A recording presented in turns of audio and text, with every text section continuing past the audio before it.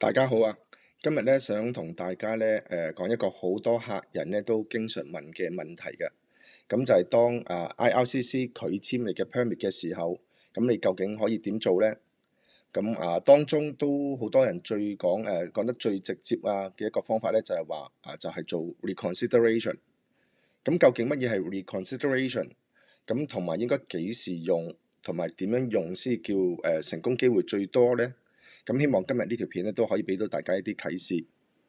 首先咧，同大家講一講啦，reconsideration 咧其實就並唔係上訴，係啦，亦都唔係一個 appeal 嚟嘅，亦都唔保證一定成功。reconsideration 咧其實咧係向 IRCC 咧提出一個正式嘅請求，咁咧就希望佢哋咧去重新睇翻你成個拒簽嘅原因，睇翻成個 application。可以做 reconsideration 咧，其實咧當中就話你自己認為 IRCC 犯咗4樣錯誤嘅其中一樣，咁你先至可以做嘅。咁嗰4樣嘅錯誤會係乜嘢呢？第一就係嗰個拒簽嘅原因咧同事實不符，例如你覺得個 officer 去審批你嘅 application 嘅時候，佢係睇漏咗一啲文件嘅喎。或者你提供嗰啲資料咧，佢係誤解咗你一啲資料，OK？咁呢個係第一個原因。第二個原因就係你覺得咧就話IRCC 佢喺行政咧或者佢個 system 佢系統上面咧自己係有啲出錯嘅。咁比較常見嘅就話，我明明已經喺個 application 裏邊 upload 咗佢所需要嘅 document 㗎啦，但係個 system 又話冇做到喎，又冇收到喎，或者佢拒簽我封信，話冇收過一封咁嘅文件喎。OK，咁第三就係你覺得 IRCC 咧喺審批嘅程序當中咧，程序公義咧係有問題我哋所謂嘅 procedure fairness 啦，呢個就係例如佢一啲拒簽嘅原因，你覺得咧佢應該係俾個解釋你，應該俾個機會你去做翻個解釋嘅。咁但係 officer 咧就冇俾機會你解釋，就已經係拒簽啦。咁第四個你覺得可以有機會做 reconsideration 咧，就係你覺得 IRCC 咧係引用錯咗一啲相關嘅移民法例咧，你覺得係引用錯誤嘅，或者佢引用一啲錯誤嘅政策，所以導致你拒簽。咁第四類呢樣咧就比較少見啲嘅因為基本上佢哋就對移民法好熟悉㗎啦，IRCC 自己就絕少咧就會引用錯誤嘅政策或者係移民法例去拒簽嘅。咁但係如果你話我純粹因為我自己拒簽咗之後，我先發覺其實我自己真係漏咗一啲文件，當初喺 application 裏邊冇交到嘅喎，咁可唔可以申請 reconsideration 啊？嗱，如果純粹你自己真係做漏咗或者做錯咗一啲嘢咧，咁係唔可以做 reconsideration 嘅。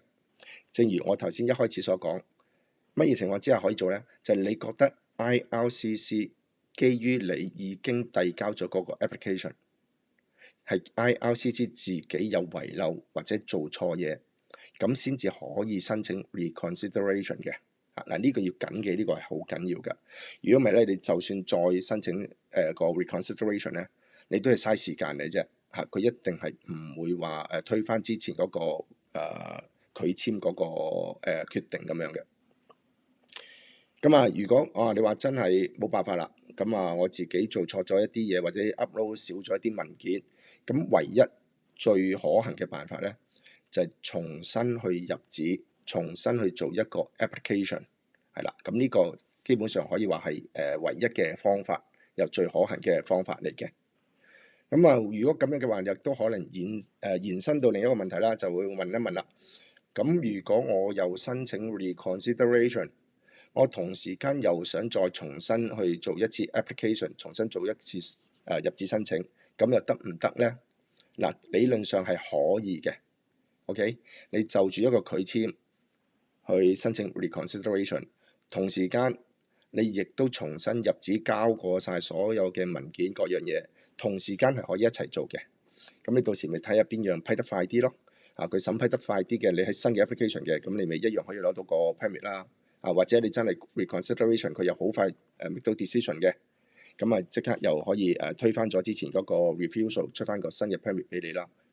咁當然唯一一樣要考慮就係話你重新去做一個 application 咧，你要重新俾過晒啲申請費用嘅。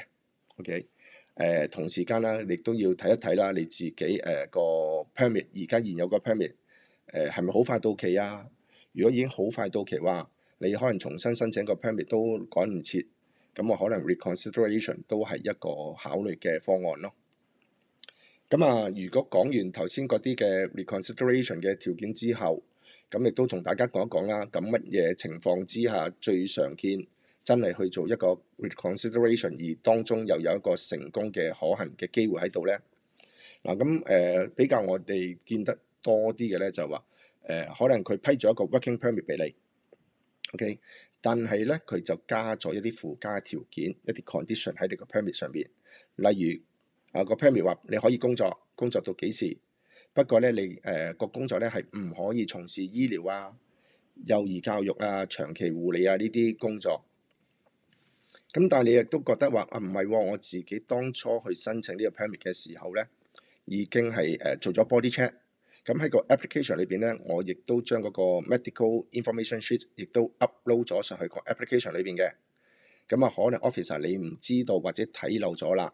咁啊，覺得我可能未有足夠嘅health declaration，所以你加咗個 condition，其實唔係㗎，我已經加晒呢啲嘢上去，我亦都做咗 body check 啦。嗱，咁樣咧，你做呢個 reconsideration 嘅話咧，咁就成功機會咧就大好多啦。咁啊，另外一個亦都常見嘅啦，就會係可能個拒簽原因就係你因為你漏咗一啲文件，所以咧佢就拒簽啦。咁你自己係睇翻啦，唔係喎，其實我遞交個 application 嗰個時候咧，呢啲你話唔見嘅文件，話漏咗嘅文件咧，其實我真係有 upload 到過，有交到上去嘅喎。咁你都可以申請 reconsideration，而嗰個成功機會都高。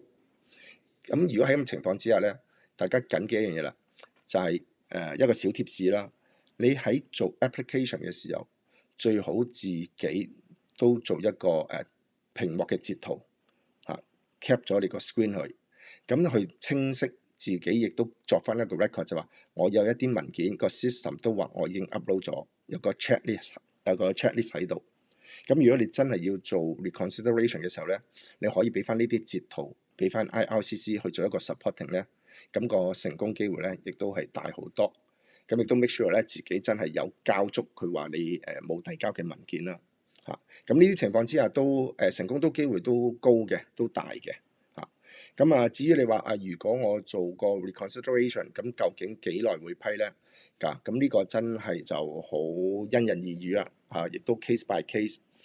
快嘅，我哋做過嘅，可能一個禮拜到都已經有個 decision 去推翻之前嗰個 refusal，出翻一個新嘅 permit，或者 remove 咗一啲嘅之前落嗰啲嘅condition 一啲 permit 嘅條件，亦都係刪除咗。耐嘅或者比較常見添，我甚至乎可以話係咁，其實都起碼幾個月嘅。通常reconsideration 佢再審批出嚟嘅結果都要幾個月嘅。咁啱啱講嗰啲情況咧，就係通常 reconsideration 咧就比較容易啲有成功機會嘅case 啦。但係有一啲經常都遇到嘅情況。但係咧 reconsideration 咧通常都唔會成功啊，通常都會繼續拒絕拒簽俾你嘅咧。有啲咩情況咧？就話佢覺得你嘅資金證明嗰個 financial support 嘅 proof 唔足夠啦，可能你都提供咗一啲資產證明啊，或者銀行嘅月結單，但係 officer 覺得咧嗰度都係個金額唔足夠啊，或者提供嗰啲文件都個月份又唔夠啊，咁佢都會拒簽。嗱，呢啲咧就通常你就算申請 reconsideration 咧，佢都係仍然會拒簽嘅。又例如其他例如一啲你話想嚟旅遊嚟加拿大旅遊但係當中所寫嗰封信，咁其實你俾個理由，亦都佢覺得唔足夠嘅。佢覺得你所寫嘅嘢唔係真係想嚟，淨係嚟加拿大旅遊嘅。佢覺得你可能想旅遊之後就留低唔走。咁佢呢啲咁嘅情況之下呢，咁都係會做唔到 reconsideration 嘅啦。甚至乎一啲就話我諗住寫封信，我話嚟讀書我或者為嚟加拿大做嘢。咁但係佢話我唔覺得你讀完書或者做完嘢之後，真係會離開加拿大翻去你自己嘅 home country。嗱，如果佢有咁嘅懷疑嘅話咧，咁其實呢啲情況咧，就算你做 reconsideration 咧，都仍然係會 reject 嘅嗰個 permit。咁呢啲情況以上呢幾種咧，都係最好係重新入紙做一個新嘅 application，咁反而咧審批嘅機會會大啲嚇。咁你根據翻佢簽嗰封信上面話你缺乏咗啲乜嘢嘅文件啊，或者佢簽嘅原因啊，咁你喺新嗰個 application 咧就住佢所俾嘅 comment 做翻好呢啲嘢咧，咁反而咧嗰個成功攞到 permit 嘅機會咧就會大好多啦。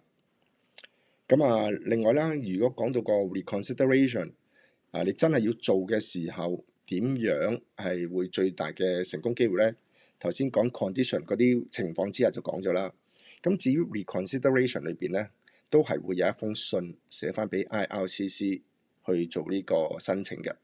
咁裏邊當然啦，一啲基本嘅資料啦，你自己個人嘅資料啊，你嘅 UCI number 啊，你嘅出生日期啊，你個 application 個 number 啊，你之前收到嗰個拒簽原因嗰封信，拒簽啲咩原因啊？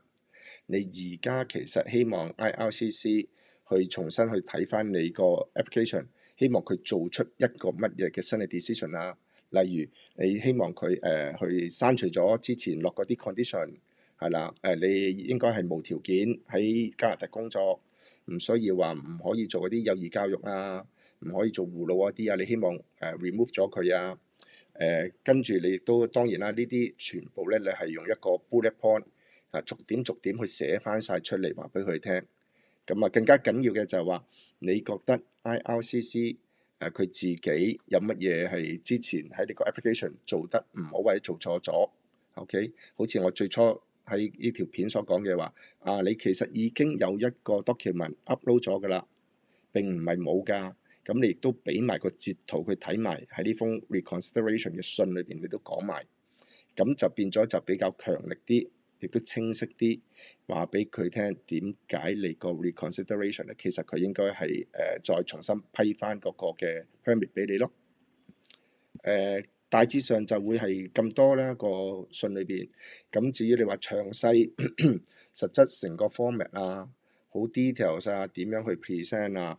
咁其實就提議大家最好都係揾翻一啲專業人士咧，去幫大家做呢個 reconsideration 嚇，咁啊成功機會就更加大啦。咁如果你對於今日我所講嘅 reconsideration 有餘下嘅問題，咁歡迎大家咧都 WhatsApp 同我講翻。咁我希望都同大家喺 WhatsApp 上面咧再逐一詳細啲去解答，俾多啲意見俾大家。拜拜。